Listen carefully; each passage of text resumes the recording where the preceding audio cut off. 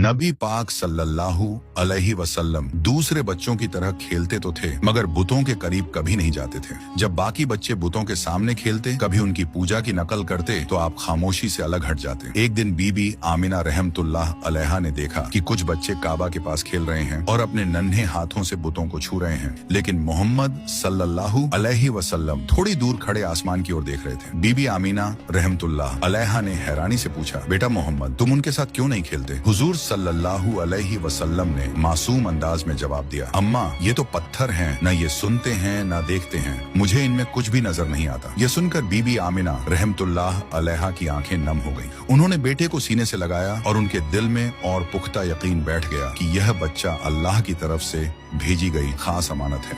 जब नबी पाक सल्लल्लाहु अलैहि वसल्लम 6 साल के हुए तो बीबी आमिना रहमतुल्लाह अलैहा ने फैसला किया कि वह बेटे को लेकर मदीना जाए। वहाँ उनके रिश्तेदार रहते थे और वह चाहती थीं कि हजरत मोहम्मद सल्लल्लाहु अलैहि वसल्लम अपने वालिद की कब्र की जियारत भी कर लें, जो मदीना में ही थी। सफर आसान नहीं था, रेगिस्तान की तपती हवा, ऊंटों की सवारी और लंबी दूरी, मगर मोहम्मद सल्लल्लाहु अलैहि वसल्लम की आंखों में अजीब सा सब्र और हौसला झलक रहा था। वे मदीना में तकरीबन 1 महीने ठहरे। रिश्तेदारों से मुलाकात हुई। जब कब्र अब्दुल्लाह पर पहुंचे तो बीबी आमिना रहमतुल्लाह अलैहा ने कहा, बेटा यही तुम्हारे वालिद की कब्र है, वह तुमसे बहुत मोहब्बत करते हैं। हुजूर सल्लल्लाहु अलैहि वसल्लम खामोशी से कब्र के पास खड़े रहे। मासूम आंखों से आंसू बहते रहे मगर जुबान से कोई लफ्ज न निकला। मदीना से वापसी पर काफिला अब्वा नाम की जगह पहुंचा। वहीं अचानक बीबी आमिना रहमतुल्लाह अलैहा बीमार पड़ गईं। बीमारी इतनी बढ़ गई कि चलना फिरना भी मुश्किल हो गया। उन्होंने अपने बेटे को सीने से लगाकर कांपती आवाज में कहा, बेटा मोहम्मद, शायद अब मैं तुम्हारे साथ न रह सकूं, मगर याद रखना तुम कभी अकेले नहीं होगे। अल्लाह तुम्हारे साथ है। तुम्हें वो जिम्मेदारी मिलेगी जो दुनिया में किसी और को नहीं मिली।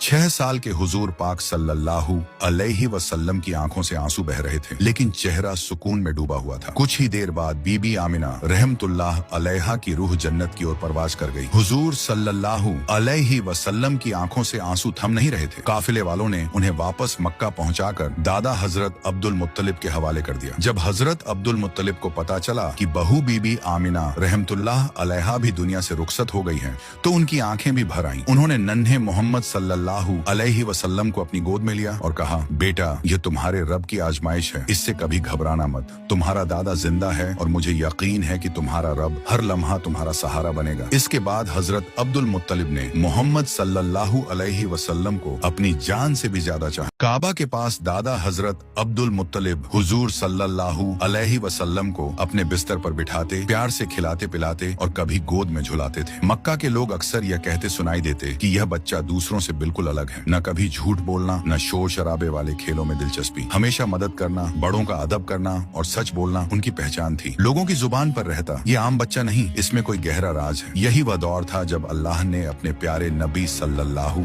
अलैहि वसल्लम को बचपन में ही यतीमी और जुदाई का दर्द दिया, ताकि सब्र, हिम्मत और अल्लाह पर भरोसे का पैगाम पूरी उम्मत तक पहुंचे। हर गम, हर आंसू उन्हें उस जिम्मेदारी के लिए तैयार कर रही थी जिसमें उन्हें पूरी इंसानियत का रहनुमा बनना था। मक्का का बाजार उस दिन भी रौनक से भरा था। कहीं ऊंटों का सौदा हो रहा था, कहीं कपड़े बिक रहे थे, कहीं खजूरों की आवाजें गूंज रही थी। काबा के चारों ओर बुतों के सामने लोग हाथ उठाकर रो रहे थे। कोई रोजी मांग रहा था, कोई सफर की सलामती, मगर सामने रखा पत्थर खामोश था, न सुनता न जवाब देता। उसी भीड़ में हमारे प्यारे नबी सल्लल्लाहु अलैहि वसल्लम खड़े थे। बच्चे उन्हें खेल में बुला रहे थे मगर आपकी निगाहें आसमान की तरफ उठी हुई थी, जैसे दिल गवाही दे रहा हो कि ये पत्थर कुछ नहीं कर सकते। सच्चा रब ऊपर है, वही सुनने वाला, वही देखने वाला। आगे की कहानी